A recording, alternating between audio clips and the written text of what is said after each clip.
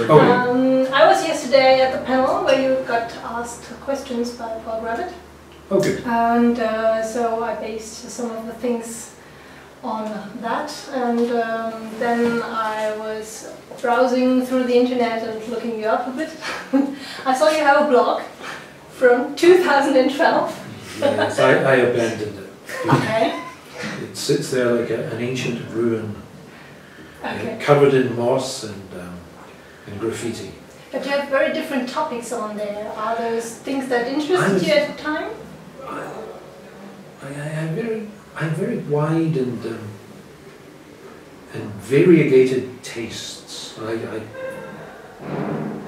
was doing a blog about art, all art in all its forms and all its shapes and styles and manners, music, drama, design, everything interests me. Yeah. That's exciting. I saw you have several panels that you searched for in other comic books that were very old, and the cartoonist, he took them from somewhere else and then he adapted them to fit into his comic book. And I think it's very funny that you're looking for all that, and you get the input from your readers, right? And then you post it. Yeah, I really enjoyed doing that. I tried, for the first year I tried to post every day, and it wasn't every day after that, but it was regular. And I would like to have actually just done that as a job. I would have liked to have done a blog as a living. If somebody would have paid me money, I'd rather do that than draw comics. Okay. It was a lot of fun. And as you say, it involved a lot of communication. I like the idea of a blog as a kind of literature, as a genre of literature. Do you say blog? I guess blog is an international word, yeah? I think it is. It's one of those international words. I forgot what I was talking about. A blog. Yeah, but you wanted to get paid for that. I saw blog writing. I saw blogging as it's a genre of literature in itself. It has its own features and techniques. The use of the hyperlink and the use of the pull quote, so that you can write something that makes sense, but it refers to all these other things. You know, links to. Do you enjoy then the interaction with your readers? Yeah, there's kind of some days if I didn't have a brilliant idea, I would just cobble together a little story using links to other things. I'd link to this, I'd link to that, and then I'd draw a conclusion from the comparison. So it'd be a little story just using links. I think there's an art to blogging. Well, that's true, that you get the public interested in what you're writing about. There's a craft to it, you know, and then to moderate the comments in such a way that you keep it buoyant, keep it alive, interesting. But then I lost interest. Okay. One day I thought, that's enough. That's enough for me. Been there, done that. I'm not doing it anymore.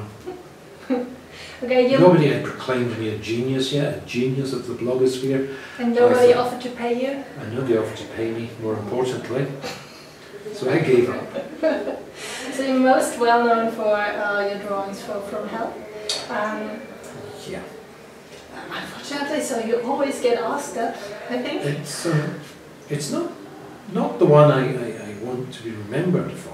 Okay, which would that be?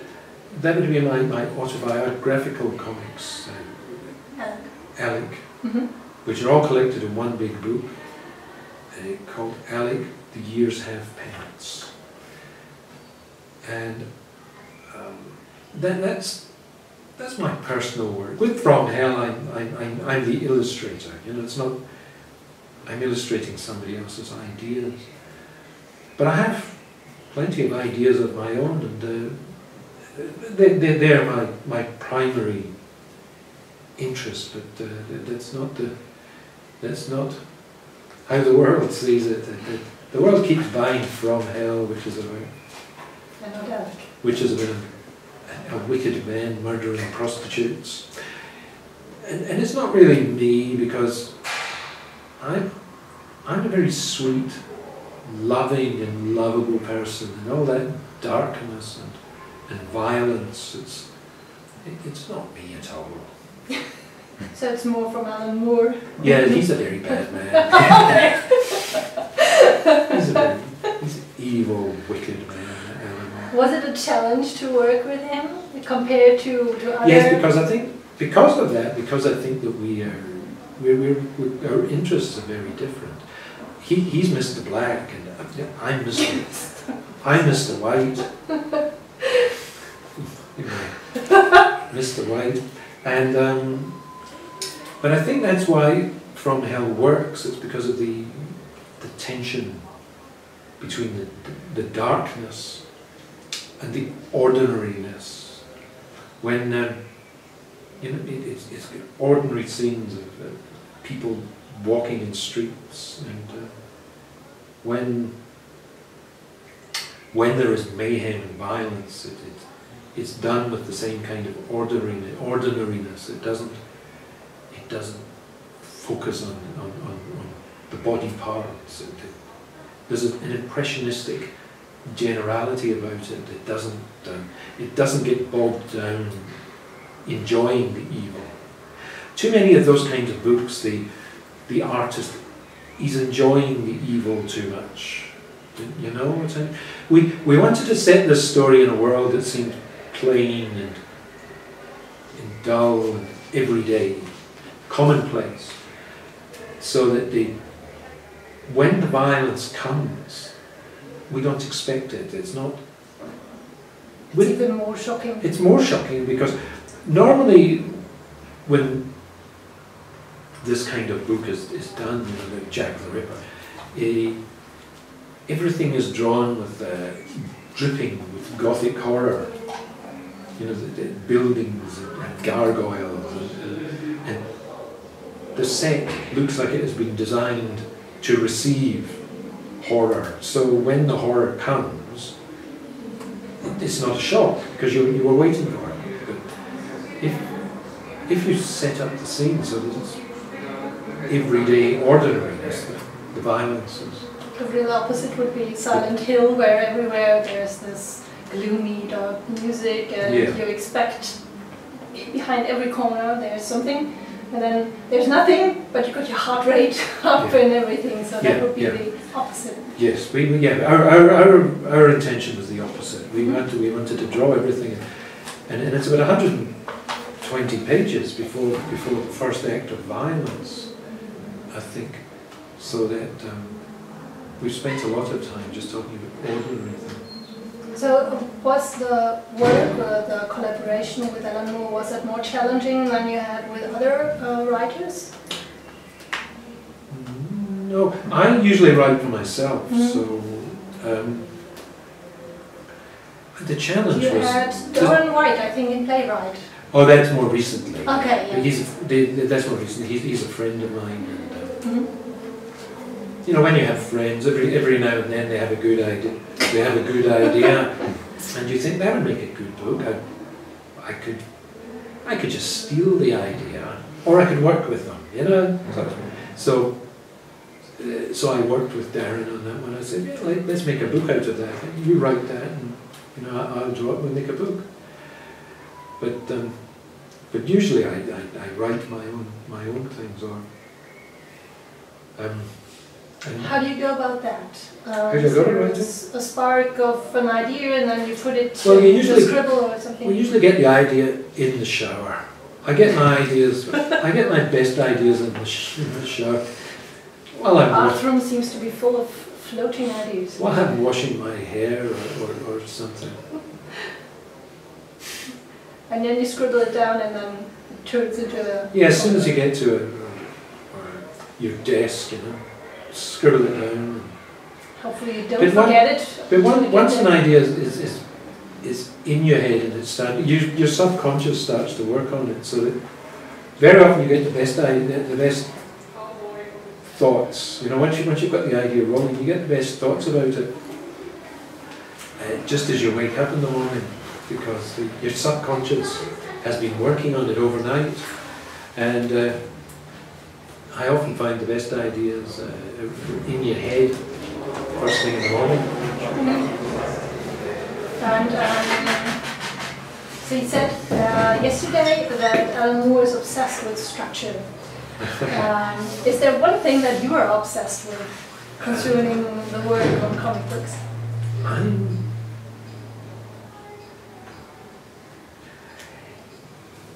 The thing that I do, the thing that interests me is seeing little things that people do, or the ways that people behave, and trying to find a comic strip way of expressing those things. Like?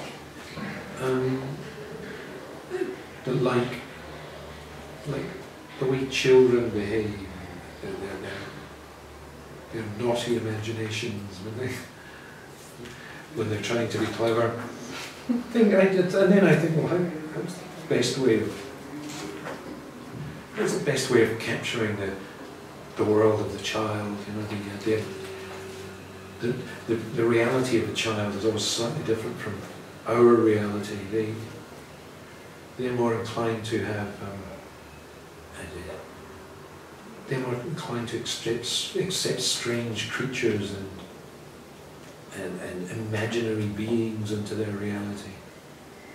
And so how do you express that? Do you express that by drawing the imaginary beings? You know. So in my autobiographical work, sometimes I've got strange creatures just appearing at the dinner table.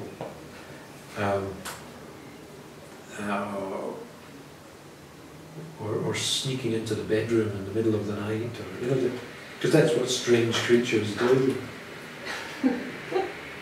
You being an expert on strange creatures, maybe then you know that. Maybe an expert. But see, the comic strip, the cartoon, this is what the cartoon does. The cartoon can fudge reality. If you're making a film, it's much harder to fudge reality, because you've got to put a little bit of work into it. You've got to use CGI, computer-generated imagery. But in a comic, you can glide into the unreal without very much effort. Like Calvin and Hobbes or Snoopy going into the like space. Calvin and Hobbes and Snoopy fighting the Red Baron. And what does he go into space? Yeah. Yes, and Snoopy is a talking dog, of course. It's easier to create unreality in comics. That's the. But I think unreality works best when it's allied with reality. And I think too many of the adventure comics have gone so far into unreality that well, they don't interest me. You know, obviously they interest everybody else in the world, but I'm a difficult curmudgeon. I don't like them. All these superhero movies. How do you pick your new reading material then? Do you go after recommendations from friends who know your taste, or? Yes, very often people put books in front of you and say, read this. And you never read them at first. You always say, yeah, okay, then I'll read that later. But later when you're tidying the house, you say, oh, there was something behind the dust. 5 weeks later, when you're tidying the house, you know, I forgot to read that. And then you look into it and find yourself captivated. Yeah, that's usually how I come across something new. So what's your current interest then? My current interest... Since you're so my current interest is very interested. esoteric. I'm investigating sports cartoon, the origin of there used to be a separate genre in the American newspapers, sports cartoons. Like you have political cartoons, you have the comics, but the cartoons on the sports page had their own particular style and approach, which was very interesting. For instance, they would have they have the realistic drawing of the athlete with all his musculature, and then around him they would have little facetious doodles in which they would mock the athlete that they'd just drawn seriously, but they would have the serious drawing and the funny drawings in the same ensemble. And I think it's the only genre of graphic art that does that mixes. And looking back at the origins of it, I think this is where a lot of the original superhero artists got their ideas about anatomy. You know, the vigorous body in movement. And I think they got it from sports cartooning, where the sports artists they were trying to draw the boxer or the football or the baseball. They were drawing in action, in motion. And looking at these old cartoons, I can see where Jack Kirby started. I can see where Will Eisner started. You know, these are the original 1940s superhero artists. Later on, you know, in the 1990s, I know that it was different. That the superhero artists started looking at the bodybuilding magazines. That's where and so all the superheroes now become muscle-bound, huge characters. But when it started, I wondered because they weren't getting it from movies. Where were they getting it? And I found out that sports cartoon. So doing something with that, with information that I've done a big book about it, but I don't have a publisher yet. Okay. That's unfortunate. I don't usually talk about it before I go to publisher. And now you have.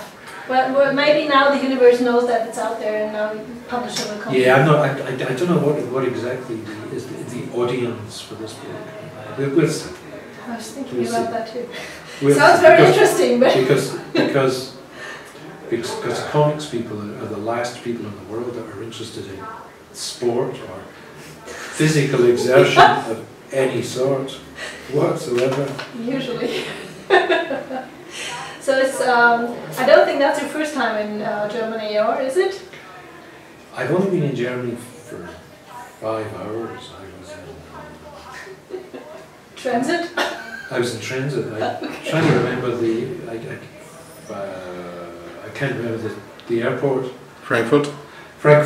I was in Frankfurt between planes for 5 hours. It was nearly Christmas, and all up the pedestrian mall, they had Christmas decorations, and they were selling the warm wine, the mulled wine, with the spices in it.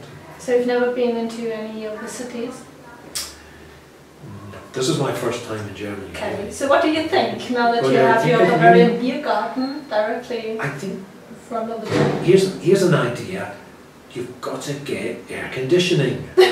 Air conditioning. Now I realised that it's only 35 degrees for 3 days in the year, and you think, well, it's only 3 days.